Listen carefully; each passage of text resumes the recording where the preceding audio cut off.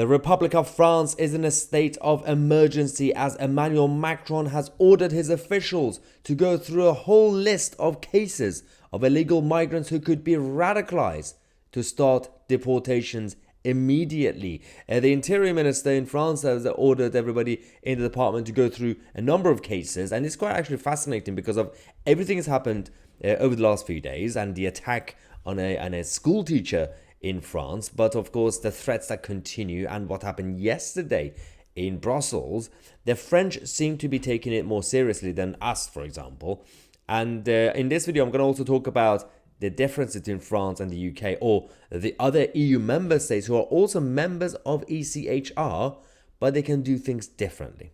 Now, first, let's find out what's going on here, because we've got they've given them 48 hours, the officials, to examine in detail all the cases of people suspected of being radicalized. So this isn't really even just those who have actually committed terror offenses.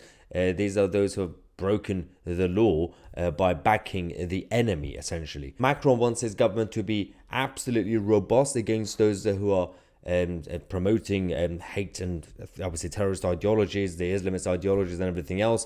And now the Interior Minister obviously instructed the authorities to pay particular attention to young people coming from Caucasus. So that's quite interesting that they know that there is there's a list, and there's a semi-list of other suspects and those who have been monitored.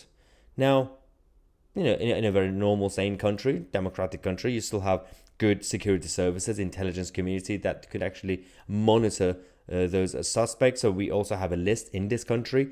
But why is it that we always struggle to do deportations, even when it comes to actual foreign criminals? But the French are able to plan things within 48 hours and actually start doing deportations. It's because they know that they are looking after their own sovereignty, even though they're still a member of the EU, ECHR, the UN Refugee Convention. So whilst we still have to have a conversation about leaving ECHR in the UK to be more independent, clearly, even by still being a member of obviously the Convention on Human Rights and everything else, you can still do things. Because Denmark did it, Germany did it, France are doing it, a lot of other countries are doing it. So clearly there's a problem with our own establishment. There was also a lot of reaction on social media. This account said, if the UK followed suit, dozens of Labour MPs would be deported.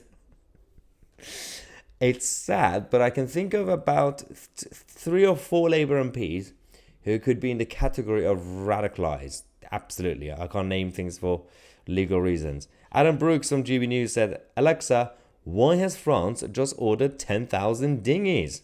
I know. What if the deportation plan fails, Emmanuel Macron? Where are you going to send those migrants? Oh, yes, on a dinghy to Dover.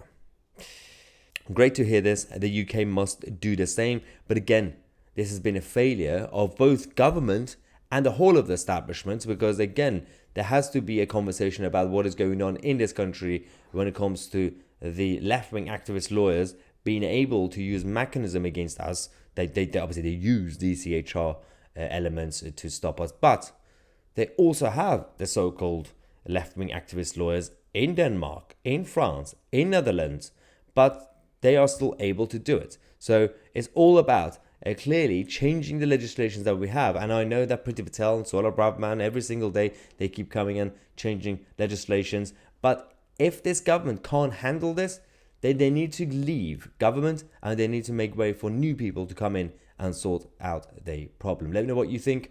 I'm Tousi, and we are the media.